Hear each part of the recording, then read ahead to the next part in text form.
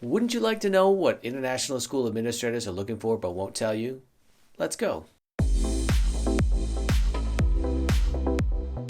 Hello amigos, I'm Patrick Young, your friend abroad.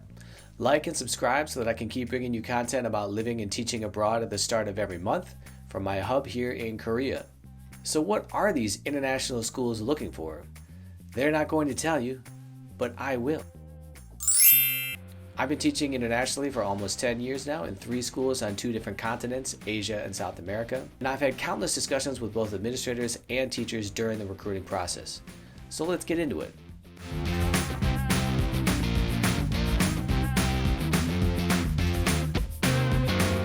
Number 5 is previous international job experience. Not just teaching experience, international teaching experience.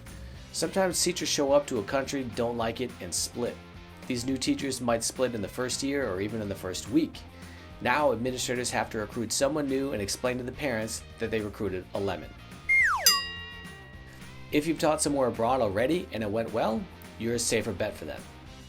Number 4 is an Ivy League diploma. I've met many teachers with these diplomas that have no teaching degrees and no teaching experience. However, the administrators love bragging to the parents that they recruited these blue chip recruits, and the parents love bragging that their kid is being taught by a teacher from Harvard. It helps to have a fancy degree. Pinkies out. Number 3 is a personal connection at the school you're going to. That's how I got my first international gig. Even though I'd been teaching in the US for 10 years, nobody knew me abroad. Patrick who? Administrators like it when someone they know and trust can vouch for you, since you can only get so much out of a resume and a short interview from a candidate. Number 2 is IB experience. IB is International Baccalaureate. IB schools have spread like my baldness over the last 10 years. And now there are 5,000 IB schools around the world, including 1,000 in Asia and 1,200 in the US. If you don't have IB experience, this is an extraordinarily difficult barrier to get past. Nobody gets past my beautiful wall, okay? 10 years ago, schools would still be willing to train you, but the training is thousands of dollars, and there are thousands of teachers who have already done the training and have experience with the IB curriculum. If you have IB experience and you're competing with someone who doesn't, congratulations on your new job. There's almost no way to overcome this except for one strange attribute that trumps it. Number 1, being a teaching couple. Yes, I'm serious. There are even some schools who will tell you at the job fairs they're only recruiting teaching couples. This would be completely illegal in the US to hire someone based on whether or not they are married, but it is a preferred attribute that is openly discussed by administrators abroad. Why? A few reasons. First, it makes administrators' jobs easier, since after this interview they can cross off 2 positions instead of 1. Second, couples tend to stay longer since they probably have kids and don't want to uproot them very often. Third, teaching couples are quieter and less likely to party late at night in teacher housing because little kids don't let them sleep in late. Fourth, investment in the school. If your kids go to the school that you're teaching at, you probably want the school to be the best it can be. Finally, what's the answer to 9 out of 10 questions? Money.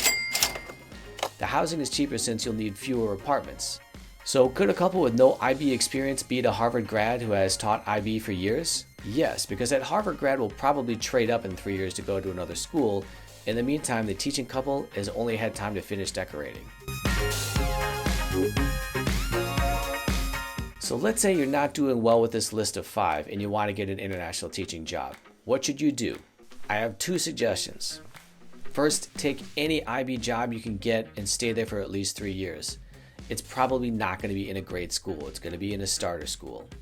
But IB is the same curriculum in all of its schools, so once you have experience with IB somewhere, you can take it with you anywhere.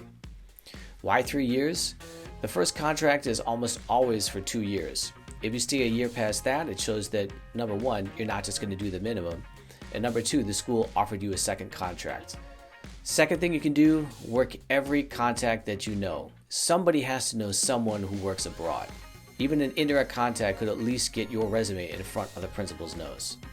Well, I hope this helps. If you have any questions at all, leave them below and I promise to get back to you.